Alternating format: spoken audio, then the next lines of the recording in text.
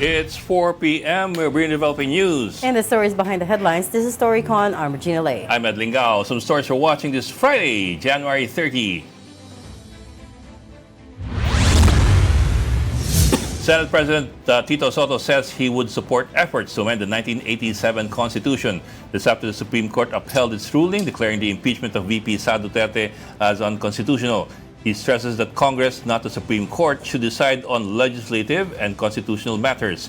Earlier, Soto said impeachment has become an impossible dream due to the ruling, adding that the decision is a sad day for constitutional law students and professors. On the other hand, the legal team of Vice President Sara Duterte continues preparations for a possible new impeachment complaint against her.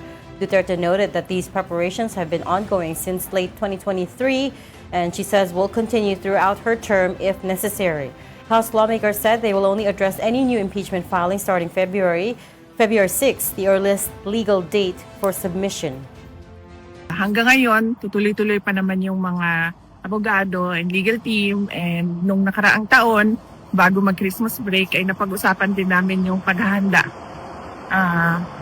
sa impeachment. Hindi lang ngayong taon na ito, dahil sigurado kapag hindi sila nakapag-file ngayong taon, susunod na taon at hanggang matapos ang aking termino ay ganun ang gagawin nila. Makapile sila ng kaso, impeachment man o hindi. President Bongbong Marcos made his first public appearance since his diverticulitis diagnosis on Thursday night. This is during the ceremonial submission of the EDCOM-2 final report in Malacanang, where he also launched the National Education and Workforce Development Plan 2026 to 2035. On the same day, the President and First Lady Liza Arneta Marcos led the ceremonial handover of the ASEAN Business Advisory Council chairship at the palace. The chief executive also received United States Ambassador to the Philippines, Mary Kay Carlson, in a farewell call, marking the end of her diplomatic assignment. Meantime, Malacanang expects the National Bureau of Investigation to probe the circulation of a supposedly fake medical document detailing the president's health condition.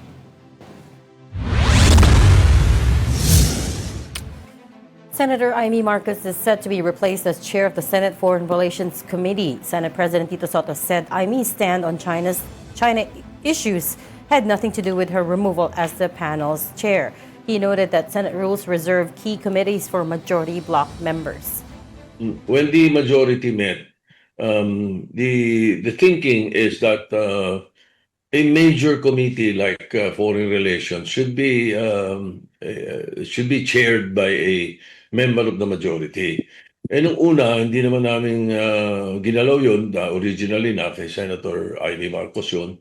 Hinayaan namin, thinking that later on, pwede naman pwede naman kami magkasama-sama. But apparently, things didn't work out that way. At mayroong mga importanteng mga treaties at saka agreements na nakapending doon na malaki ang concern ng mga members of majority. So, we discussed it and we decided that we should give it to a member of the majority.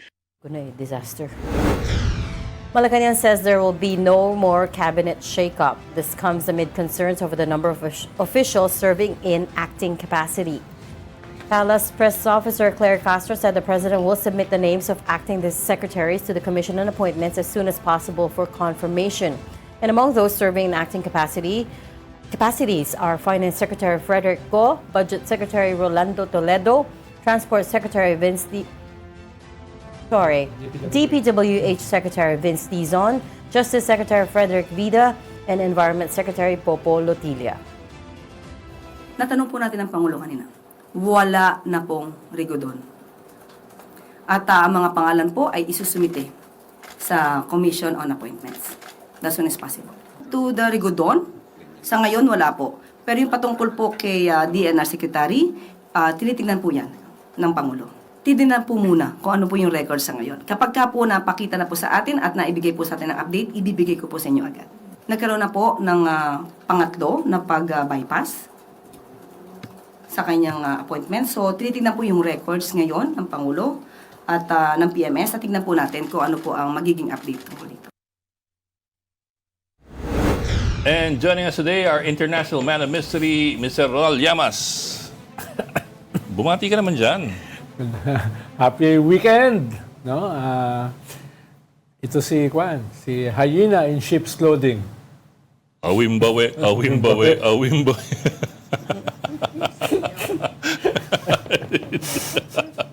Ay, Talagang kinanta mo talaga. provocateur, hindi ako yung provocateur, ha? Baka, Agent provocateur. baka mapagalitan ako ni Magsisig- SFA, no? Oo nga. Oo, baka mapagalitan. Stirring the pot again. Magsasegue na ako before we get in trouble. From the Philippine Star Editor-in-Chief, Ami Pamintuan. Hi, Ami. Hi, happy weekend. Oh, yeah. Ay, Ami, long time no see. Long time no see nga, oo. Yun yung isa Si, pang instigator si ako Hyena. kahapon. Grabe mong Hyena in instigator sheep's kahapon clothing. eh. Talaga kahapon. Oo. Persona non grata nyo? No. Big fat no. No persona non grata. Hindi, yung personal Sinabi na ni President. Panakot lang yun. Oo, pangkwan lang yun. Political statement. Ginagawa yung Hindi persona daw, ng gata. hindi daw pinatapos yung tanong ni Claire Castro. Basta sinabi daw agad, no. Ginagawa lang yun, pangkwan. Political statement. Pero sa China, pag nag-criticize ka ron, persona ng gata ka na kagad. Diretso ka lang airport pa uwi. Subukan natin kaya. Paliparin ka ng Hong Kong. Parang meron kayong... Hindi pa naman siya Parang na-declare. meron kayong tagong galit sa akin. Hindi, tapos naka-live Facebook ka. Naalala ko, last time, pumunta ako Europe, nag-stop over ako sa Hong Kong, Katay. Ninenervous ako eh. Baka ma-rendition. Kasi lalabas sa ano kaagad yun eh. It's all Sa manifest. online. Si Albert Del Rosario, di ba noon pinalayas? Si Albert Del Rosario pinalayas sa Hong Kong. Yung automated na ano na Hindi, immigration. pero sila kasi, papunta talaga ng Hong Kong. Si Secretary Del Rosario. Ako naman, stop over lang. Magta-transit lang, oh. Hindi ka naman immigration na. Hindi na. Okay. Transit. Transit lang transit. Before we started, we were having a off-cam debate about whether or not na-confirm na si Transport Secretary Giovanni Lopez. Na-confirm na ba, Ami? Because Wala pang because there's no I'm not sure, ha? Usually, There's no- sabay-sabay yan eh. there's no official news on it We yet. haven't had any Pero confirmations. most of the articles already call him Transport Secretary Giovanni Lopez. Eh, si kahit naman si Vincent, tawag.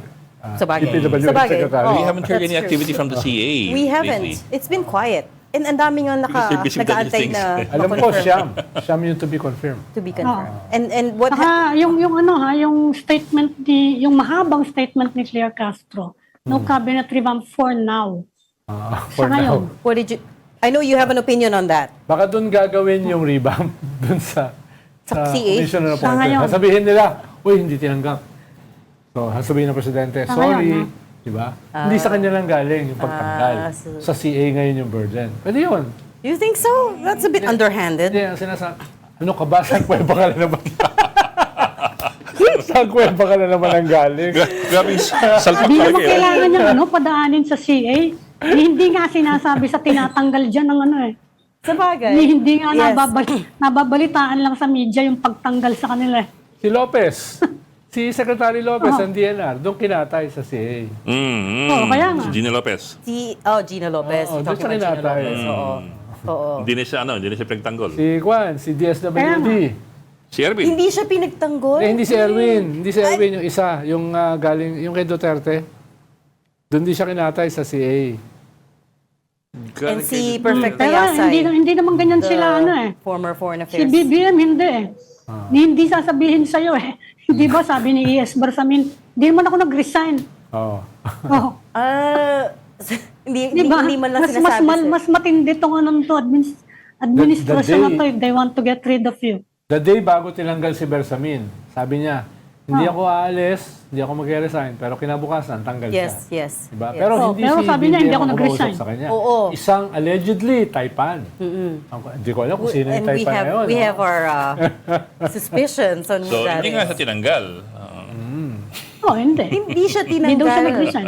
He was just asked to quietly go. By somebody not from Malacanang. Pero sabi nung So he was persuaded. Sabi nung katabi ko, hindi daw yun underhanded.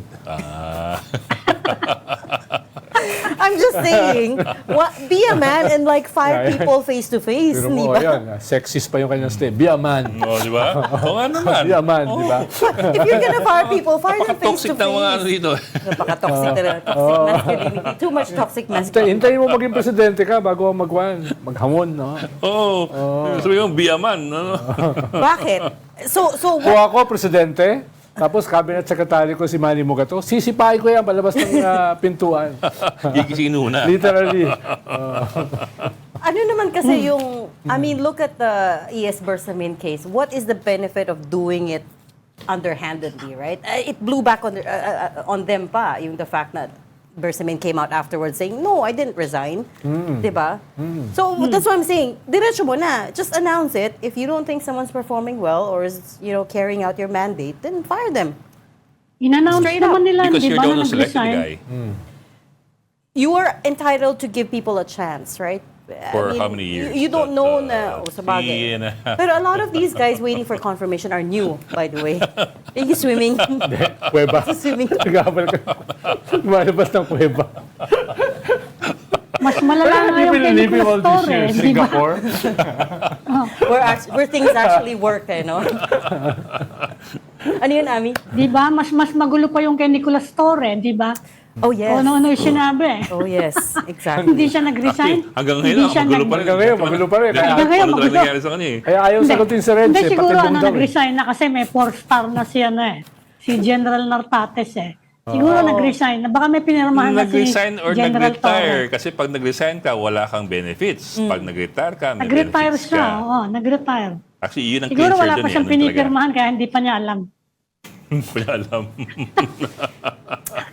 Talaga, Kailangan linawin. Kasi malaki na, that's 7 million ha.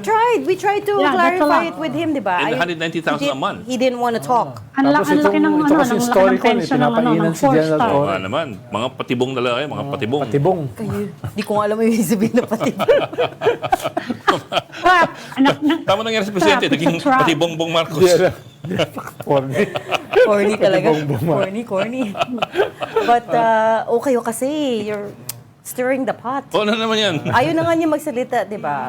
sila dapat- But ano ba yung nakuha natin from that? We did take away na parang there's still some tension there. Ang Kasi, takeaway, tama. Ang takeaway doon, dahil ayaw niya magsalita, Oo, yun na yung ibig sabihin, maraming unresolved issue. Paano kung resolved na yan? Magsasalita siya. oo, of course. Ano ba naman? of course. Paliwanag niya, ito yung nangyari, tapos na. Ganun. Ayaw niya magsalita. Ibig sabihin, May issues pa rin. Kahit na the day before, si Sec. John Vic told us na, oh no, I'm okay with him. Pero clearly may unresolved issues there. Saka nagbigay pa ng palugit si John Vic na dapat, when he took his oath, dapat considered resigned na siya, which means na wala na siyang benefits at all. But, mukhang out of nilinaw the eh. goodness of their heart, pwede pa raw ihabol. Basta lang bumitaw siya na maayos. o di may utang na O loob mag-retire pa. siya na maayos. May utang na You loob pa know, siya. Mag-retire na maayos. I just Pala yun. realized there is a loophole in that, which is, what if he was seconded? Secondment is allowed, right, in the law Yun nga, for sila- government officials. yun ang Paano That's kung his sinikond position. lang siya with both parties' agreement? Then that means he doesn't have to forfeit his retirement, Yun di yung ba? kanyang paliwanag. Oo. Seconded lang daw siya. Sa MMDA. Oo. Ang sabi nila, hindi.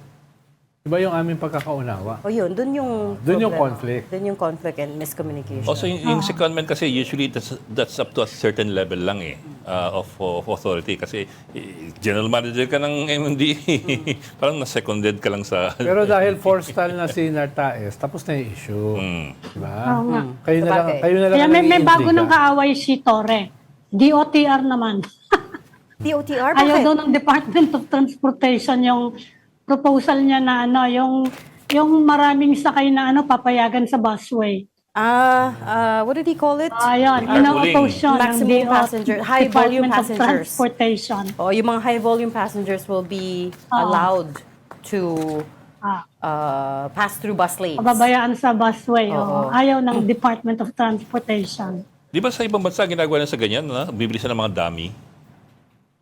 Tapos Ginawa yan dito sa atin din. Nakakaisip na. Hindi. Ito, nilalagay nila sa Ginawa front din yan seat dito at sa sa back atin. seat para sa unang tingin, mukhang may tao, marami silang... Kasi, Are you referring to Congress o Senate? iba naman. Dami. Iba naman daw. Ghost passenger. Di ba kasi, kung pass, tinted Jack. ka, titingnan ng enforcer dyan, Ginawa ilan ba din yung yan sa atin, silhouette Ed. dun sa ano? Ginawa din yan sa atin noon. Ginawa na sa atin yun? Ginawa Oh, na nung natin. nag-uumpisa yung mga traffic coding schemes. Ginawa yun, yung maximum. Ginawa din yan. Ayaw nga pala, no? May nagbenta pa ng dummies. Balita din yan eh. Nagkaroon ng mga ganun. Pero ang dami ngayon sa Lazada. Ano? Mga dummies. Iba naman nata iniisip mo Dami, eh. oo. Hindi. Iba iniisip mo eh. nagbebenta. Hindi. Okay, let's just change the topic. Ricardo, sige, let's end move of, on. end of January na. It's the last working day of January. Ano yung takeaway mo? Of what can you Kaya tell us tinanong about ko kanina how? dyan. What can you tell us about how the rest of the year is going to pan out Well, based on what February happened? Nagpakita na is yung going to be presidente. very, very busy. Diba? Oh. Nagpakita na yung presidente after maraming chismis. So, kung na siya. Oo. Which is a good thing, di ba? Depende kung nasaan ka doon sa political fence. Sabagay. But clearly, February is going to be very, very busy. You possibly would have 2 impeachment complaints Impeachment. going through the lower chamber, and then you have Yes. the ICC confirmation of charges. Yes. on And that's a whole week, the 3rd. yung confirmation of charges. Oo. hearing. Tapos meron ka EDSA, May EDSA ka pa. 22 to 25. And so, but what's happening That's the during the EDSA 40th, commemoration? 40th 40th year anniversary. 40th year. Wow, 40 Oh, years. so they're planning it to be a big event. Tapos nangyayari yan sa konteksto nung massive, unprecedented corruption Corruption. scandal. Corruption. Diba? So, ang dahil mangyayari sa February. Maliban pa sa Valentine. Valentine's. Valentine. Sabi na nga ba yung nasasabihin eh. Sabi ko na, I Valentine. should not have given him that opening in. Yun yung pinakamahalaga. Yun ang pinaka-busy. Saturday pa naman. Saturday ba? Alam na Oo, nyo. Saturday. No, because my Sinek daughter's niyo. birthday is near. So alam ko na. Pag I don't Valentine, believe that. doon lang ako sa farm ko, nagbabasa. Baka Valentine yan. May lalabas ulit. What the world needs now is love. Oo. Ang Yan. problema, Ano na nangyari? Ami naman. Ano na nangyari Ami, doon? nag-iisa na lang nga siya ko talaga. pinabalatan pa ni Ami, Hindi. nag-iisa na lang nga, malungkot na nga Hindi eh. ba sabi by February 1, Mga wala Philippine na. star Hanggang talaga, ngayon, oh. hindi pa natin alam kung ano mangyayari. Oo nga. Well, Oh. Di ba? okay. Well, Hindi natin Oy, alam. salamat eh. nga pala. we are... Salamat nga pala kay Gretchen, no? Dinala tayo ng calamansi juice. Is that calamansi juice? Calamansi Patikman juice. mo. But Let's begin our guest. segue now and bring in our first guest this afternoon. We are talking to Manila 3rd District Representative Congressman Joel Chua. He's the chairman of the House Committee on Good Government and Public Accountability and also a member of the House Justice Committee. Welcome back to Storycon, Congressman Chua. Good afternoon, sir. Good afternoon. Good afternoon, Thank you for Hi, having me. Congressman. Magandang hapon po sa inyo lahat. Yeah. Thank you for joining us, sir. Thanks. I guess the logical first place to start is to ask for your reaction on the Supreme Court's decision yesterday, basically denying with finality the House's motion for reconsideration on the case of Vice President Sara Duterte's impeachment. What did you think, sir? Well, of course, I was saddened by the decision of the Supreme Court, although I do not agree with that decision. But of course, we have to respect the decision of the Supreme Court. Congressman, agree ba kayo sa statement ni Senate President Tito Soto na this makes impeachment an impossible dream at saka ito ay clearly judicial legislation? Pag walang respeto sa co-equal branch ng gobyerno, etc., etc. Nag-agree ba kayo kay Senate President Tito Soto, Congressman? Ako naman po kasi, ako po naniniwala po no, na ito naman pong impeachment. Posible pa rin naman po. Bagamat now it becomes more challenging dahil medyo may mga dinagdag na parameters. And in fact, I would agree also no na may mga Nawala po We siya. lost you. Can you hear us, sir? Congressman. I think we lost him. Hi, Yeah. Congressman. We'll try to get I think him he back. hung up on you. Oo, nawala. Grabe ka naman. We'll try to get him back. Talagang, she always thinks the worst of me.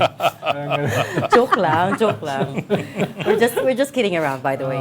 Actually, pero- pag nagjo-joke siya, magseryoso siya. Tingin ko lang. Bakit yung joke mo din naman, masakit. Masakit daw ang joke mo. Pag seryoso siya, nagjo-joke siya. Pero pag nagjo-joke siya, seryoso siya. Yung dalawang to. Well, anyway, sige, we'll try to get Congressman Joel Chua back. Ang dami pwede pag-usapan eh. Among other things kasi, we've already read several announcements from yesterday pa that the House will have to draw up or revise its guidelines on rules on impeachment. Oh. Ang sabi ni Atty. Sarmiento, the House has to be creative. Ayun. Hi, sir. He's back. Sir, can you hear us? Sorry, sir, naputol. Yes. Yes, clear po, clear. Yes, sir. Sir, kasi we've already been hearing a lot of discussion about the need to redraft or amend the rules of impeachment of the lower chamber. Kasi, of course, these were basically drafted way back in 15th Congress pa the ones that are applicable now What changes or amendments do you see or foresee that are necessary to move things forward? Well, for one, yung definition ng calendar day. Because as we can see, doon po sa kanilang desisyon, gumawa po sila ng sariling definition sa 10 session days ng Congress. Before, pag sinabi mong one session day, for example, ngayon po, medyo mahaba po yung agenda at tinuloy po to in the next day, considered as one session day yun. Pag nagkaroon lamang ng recess. Pero based dun sa Supreme Court ruling, kahit naman tinuloy mo, one session day ngayon, the following day, another session day, which is not usual. Kasi kahit naman po sa iba, gano'n naman po yun Ang sabi ng Korte Suprema, it's calendar day with the session.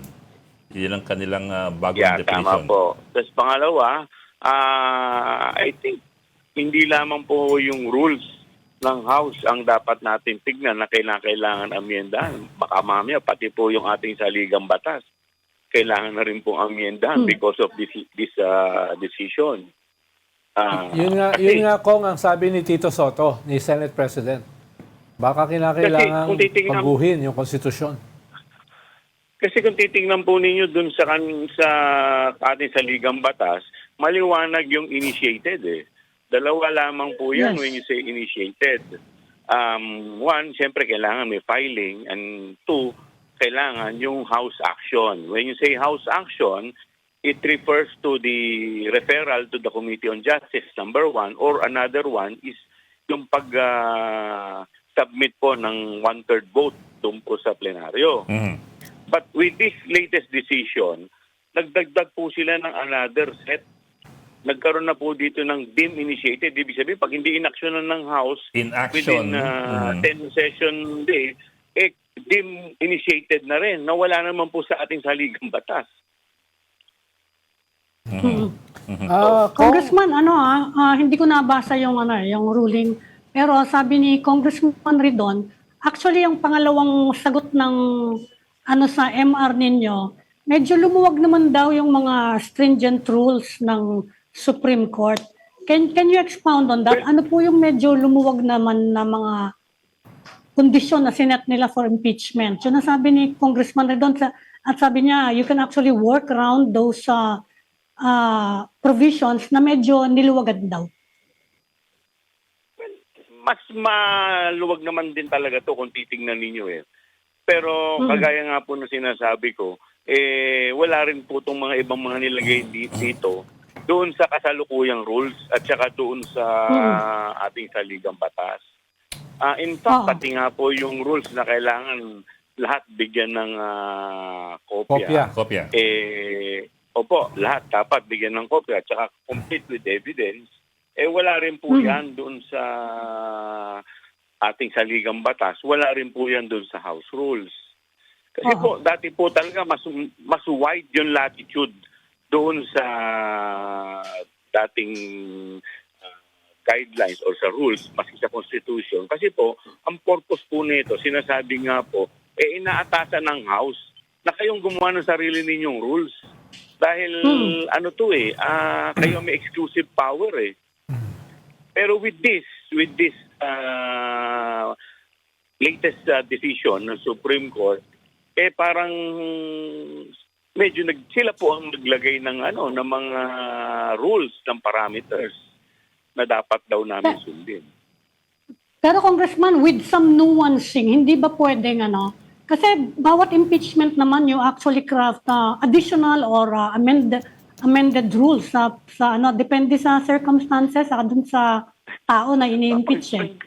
Hindi ba pwedeng ayusin ng ganon? Kasi nasabi ni Attorney Sarmiento, well, the House can be creative para mariretain nyo pa rin yung power nyo, exclusive power nyo to initiate an impeachment. Ang House. Ang House. Kaya nga, pero dito po, hindi naman House ang gumawa eh. Pero dito po, hindi na po House ang gumawa nito eh, Supreme Court. Ibig ko sabihin, hindi ba makokorek yan with some nuancing sa mga rules ninyo? But alam Just po to natin na assert your authority. Ang decision po kasi ng Supreme Court is always part of the law of the land. Oo nga. Yes. Even when the Pero Supreme may Court... enhance pa naman yun eh. Di ba Kong? Hindi Even when the pwede, hindi Supreme kaya. Court makes a mistake, the mistake becomes law. Oo. Tama po kayo. Kaya nga, otherwise, kung lalabanan po natin yan, magkakaroon tayo ng constitutional crisis. Hindi naman lalabanan, makikipagmatigasan tayo sa kundi Supreme lalagyan ng Court. konting Ang tanong ko, lalagyan ng Kong, konting halimbawa mga ng alam po eh. provision. ang tanong ko, halimbawa Kong, ng alam yung po doon conduct sa- ng Congress vis-a-vis sa impeachment. Early this month, sabi ni Ronnie Puno, Congressman Ronnie Puno, wala na daw saysay ang impeachment. Hindi na daw interesado ang mga congressmen. At malamang ay hanggang Justice Committee na lang daw yung impeachment na yan. Yan ba yung sentimento ng karamihan sa mga kongresista? Yung sinabi ni Congressman Puno? Well, siguro, ang sinasabi po ni Congressman Puno kasi, unang-una, let's face it, iba na po yung composition ng 20th Congress sa 19th Congress. Even the House leadership, iba po. Iba na po ang composition ngayon. Plus the fact na marami po sa ating mga kasama sa Kamara ay nakatingin na rin sa 2028 national election. So yun, medyo iba po yun. Iba pong, siyempre, ibang anggulo rin po yan. So, yan, kumbaga siguro, ang binabanggit po niya from the political side, yun ang tinitignan po niya. Exactly, Kong. Ibig sabihin, ang tanong ko lang uli, Kong, may ganyan bang sentimiento sa maraming kongresista? May mga po ngayon, may mga nag-aalangan na po. Kasi ngayon makikita mo, iba rin talaga yung mga composition ngayon. So nawala na rin yung mga dating masasabi po natin na naging original part ng kagaya po ng mga miyembro ng Quadcom. Isa na nga lang po natira. Si Congressman Benny na lang po. Wala na po yung mga talagang veterano dyan. Namatay pa si Kong Akop. Namatay pa po si Kong Akop. Diretsuin ko lang, sir. That means come February 6, and that's already next week, hindi rin naman sigurado that there will be another impeachment complaint filed against the Vice President. Well, of course, pwede rin naman po talagang may mag-file ng impeachment complaint dahil nandiyan naman po yung marami naman po nagpapahiwatig, mga civil society, so mga makabayan block, so forth and so on. Of course, we cannot prevent them from filing Sorry, the impeachment I should be complaint. clear. Not filed, but endorsed to Congress. Marami pong mag-i-endorse. Yung mga bayan po, nagsalita na po sila na sila po mag-i-endorse. Pero So, sir, may mga members po ng mga makabayan dyan. So, wala naman po hindi naman po natin mapipigil yan. But, for the impeachment complaint,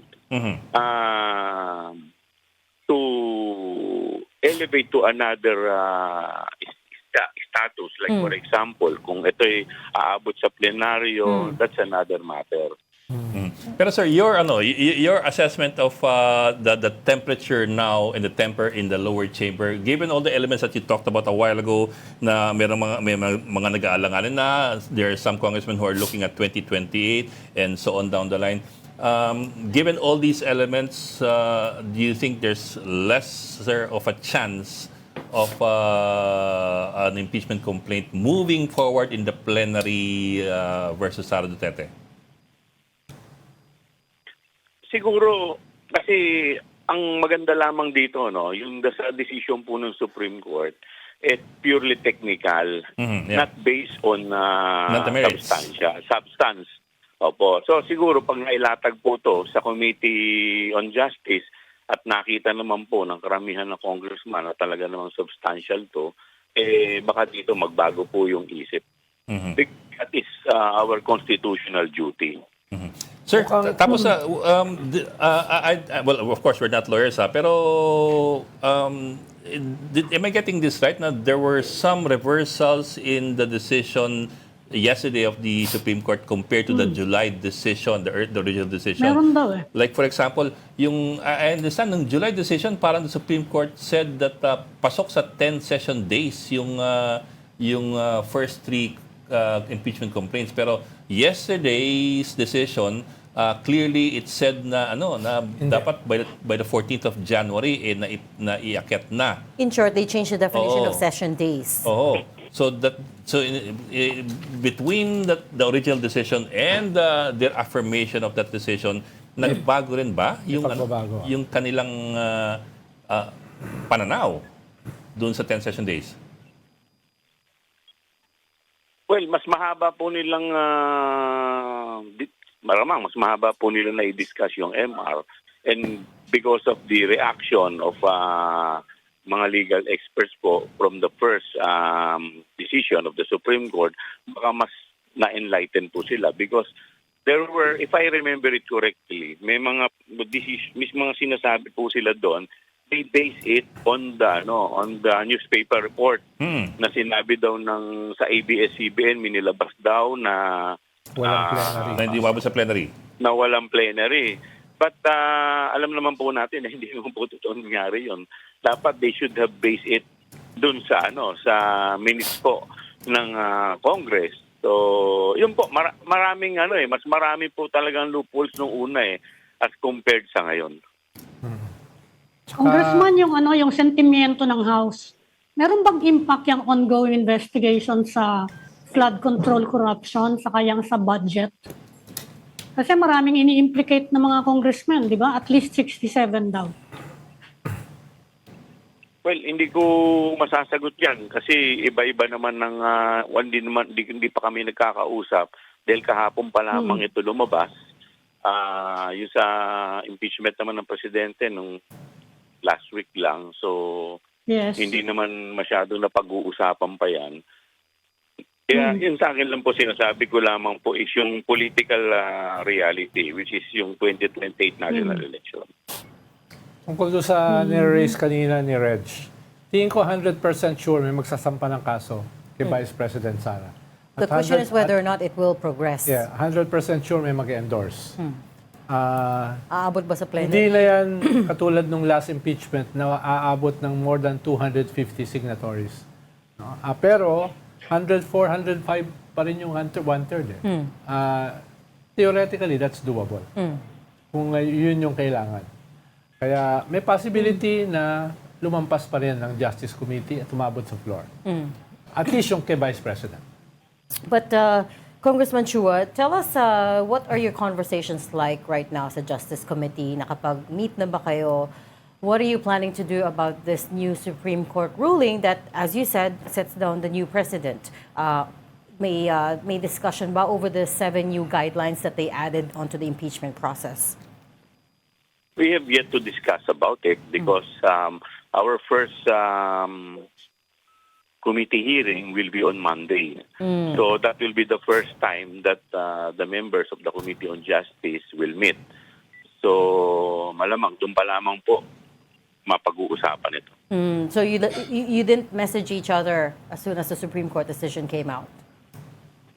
Wala pa po because sa right now, akin po kahapon nung natanggap ko po ito, busy po ako sa district obligation ko umiikot po ako sa distrito ko Kung, ang tanong ko kung ito bang anti-dynasty bill, no? Kung halimbawa ay magkakaroon ng compromise bill, ay ito ba ay makakaapekto sa botohan diyan sa impeachment either ng presidente o ng vice president?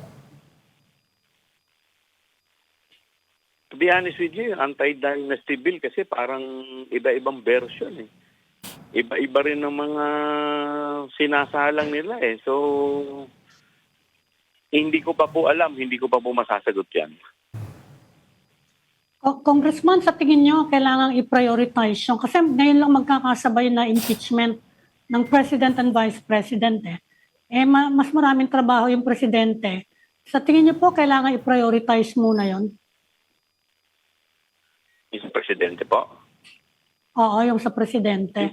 Yung sa Presidente po, sa Lunes po, asalang na po sa Committee on Justice eh. Oo.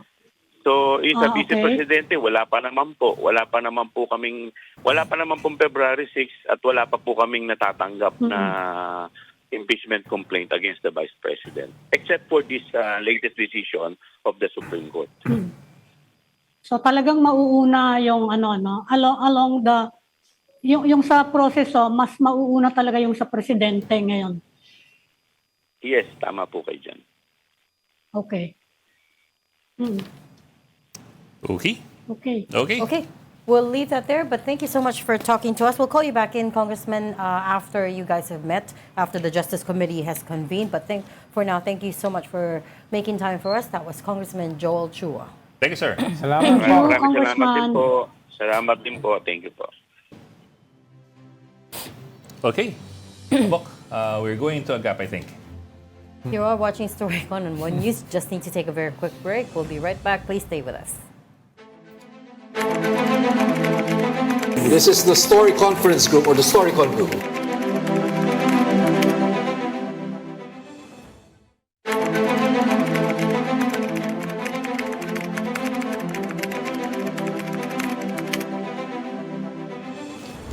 We've got developing news in the stories behind the headlines. Welcome back to Storycon, the Story Conference. I'm Ed Lingao. And I'm Regina Lay, still with us. I'm Yvonne Bintuan of the Philippine Star, and Ronald Llamas, a resident political pundit. Wait, Ronald, ang tingin mo dun sa sa decision kapon? Ikaw ba'y nagimbal? Nagimbal. Ang gano'n yung nag-gimbal. So unexpected, gano'n, gimbal. Diba? Oo. Mali ko, baka umaasa ka na yung unanimous decision noong July 2025, akala mo biglang magbabago. Ano kala mo sa akin yung katabi ko? Sino siya? You gotta hold out hope for some things, you know? Ikaw talaga, napaka-cynical mo naman. Tingin na lang ako sa Tingin city. sila. Naisip ko naman, when presented Last year with... pa sinasabi ni Ronald na tapos na yung MR. na decisionan na. Kailangan na ng petsa. Bumibuelo lang ng Hindi, saka pasalang na kasi yung masasalang na yung i-release. impeachment, kaya dapat meron na silang desisyon sa MR. Magmumukha naman silang... Mukhang hinabol nga tuloy eh. Oo, magmumukha naman silang olat nun. You know what? I like the suggestion you made. I think last year ba yun? Yung sabi mo, there is a way to soft compromise, kumbaga. You keep the decision, you maintain the decision on the impeachment, pero bawasan mo yung guidelines, which would have been a reasonable way to Yes. go. Oh. Because right now, Solomonic. ang issue kasi is they made it so hard to impeach officials, right? In a way, nagbawas sila. Kasi for example, if you proceed with the second method of impeachment, which is the one-third Voting of the House. voting of the House, hindi mo na kailangang yung idaan sa Justice Committee yung May buong mga proseso. binawas nga daw sila, yun ang sinasabi ni Congressman Ridon. Well, one of the ones in contention pa rin is yung you have to present the articles of evidence to the defendant and give them a reasonable time to respond. And Which isn't the dapat role na of ginagawa the dun sa trial. Congress. Exactly, sa trial na yun dapat di ba? Pero pinakamahalaga doon kasi yung prospective eh. Paano ka gagawa ng batas na ngayon mo i-implement? Parang retroactive. Diba? Lahat naman dapat perspective Yes, in the future. Exactly. Yeah. And the Supreme Court justices should be the first to know that. Diba?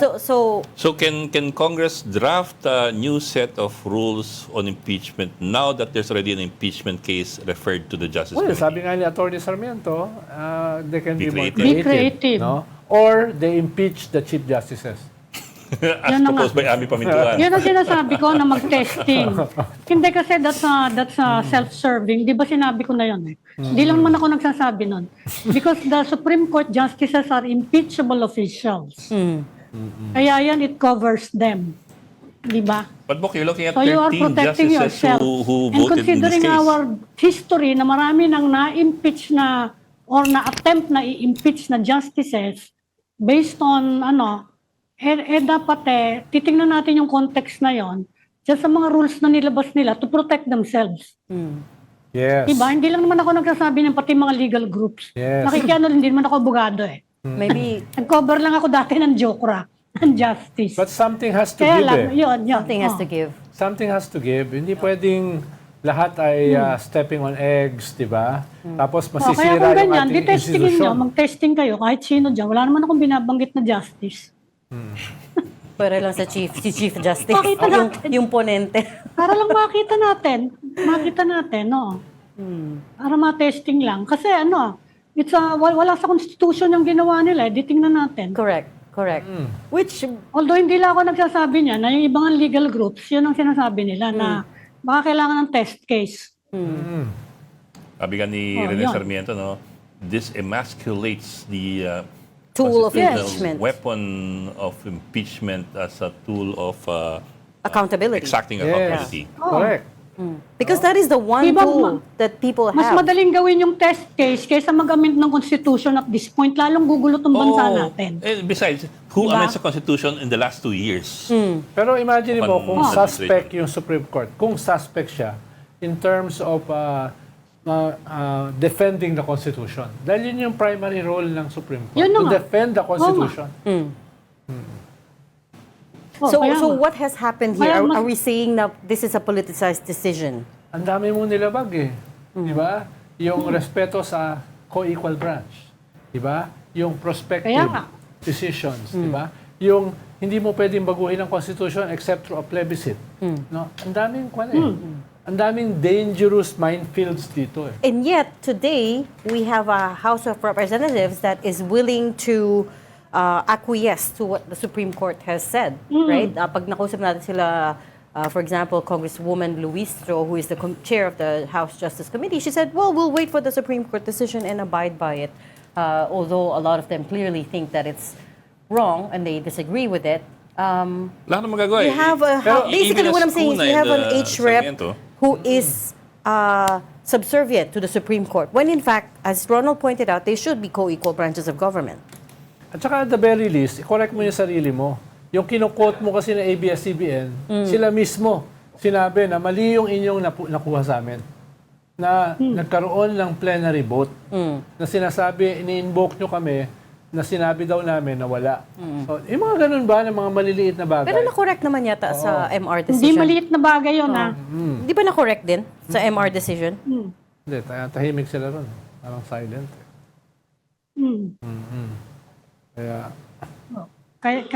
Kaya anong gagawin nila? Baka iniisip nila to get creative about it. Kasi Or makinig sila kay pwede Ami. pa rin naman nilang invoke yung power nila under the Constitution na sila pa rin sa kanila mag-emanate, nasa kanila yung power of impeachment, and then they will craft their own rules. But this is what I'm saying, Ami, yesterday, which is the illusion has been shattered. So what this exercise has told us is the Supreme Court can step in at any time whenever someone makes a complaint. They can interfere in the internal processes of the House, right? Yan ang problema. Paano ko ini-impeach mo as Supreme Court Justice? And change the rules. Dahil ang yan role, ang problema ang role, way. ang role ng Supreme Court is to interpret The law, the law. the Constitution. Not to change it eh. Dito, tumawid sila eh. Kaya nga, nagdagdag sila ng kung ano-ano ron. Tapos And baka made yung everything Congress harder, makinig pa no? kay Ami. Kahapon pa yan the lobby for... kung makinig yung Congress kay Ami, di ba? Di Sige. nagkasubukan. Testing ito lang na naman talaga. eh. This is Because the- of it, it's simpler than charter change. And then also, as Attorney Sarmiento was pointing out yesterday, this now supersedes Francisco versus House, Gutierrez versus House. Yes. Ito na yung bagong jurisprudence. Well, it adds to Francisco. It adds, pero yung... Kasi yung Francisco decision still stands in the sense na it still is initiated by way of referral to the Justice Committee. That's the first method. The second and third method, nagdag ng Korte Suprema in its decision yesterday. Si retired Justice Ascuna posted yesterday. Yes, I saw that. Dun sa last two graphs niya, sabi niya, in my humble opinion, the articles approved on February 5, which is the fourth article of impeachment, ito yung pinasa ng more than one-third of Congress, were not yet barred by the inaction of the three earlier complaints because the time frame for referring them to the committee had not yet lapsed if we interpret session days as understood by the House. So he's saying, mas importante yung interpretation ng House ng session days. It is the interpretation of the House that prevails because it is the body textually given by the Constitution the sole power of impeachment and to adopt its implementing rules. Pero binayolate nga yun Di ba? This power is in fact what is known as a constituent power. Kaya nga. Binayolate nga yun. Kaya ang tanong, ano ngayon ang gagawin? Di ba? Halimbawa, may ganung violation ng constitutional mandate ng House. Anong gagawin mo ngayon? Sabi nga ni Ami, Test case. Yan. Wala naman ako inaaway. And Don't test case lang. the other recourse, as Attorney Sarmiento told us yesterday, is the public should make themselves heard. All the law deans and law professors, they should make themselves heard at this time. Yeah. Because the power of government lies with the people. The people. Talaga. ikaw, tao. Ganun ba? Biyernes na nga. Ayun ko lang nalaman niya na. Ye of little faith. Ito talaga si Principal, revolutionary government ang ina-advocate.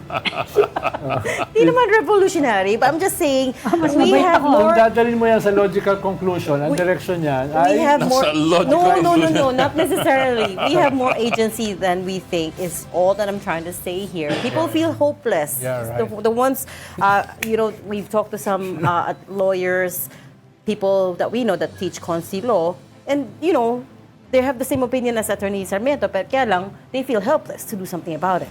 Right? And that's all I'm saying. Noon pa nagsalita ng IBP they dyan. will quibble over everything. Mm-hmm. Oh. But you notice, lahat sila, whether it's Atty. Sarmiento or si Justice Adolfo, they'll say, we disagree, but we respect the decision of the Supreme Court and we abide by it. It is the final arbiter of the law. Kaya lang...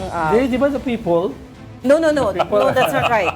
No. The power of Congress comes from the people. It's not, they don't arbitrate the law, right? Kaya lang, there's a lot of...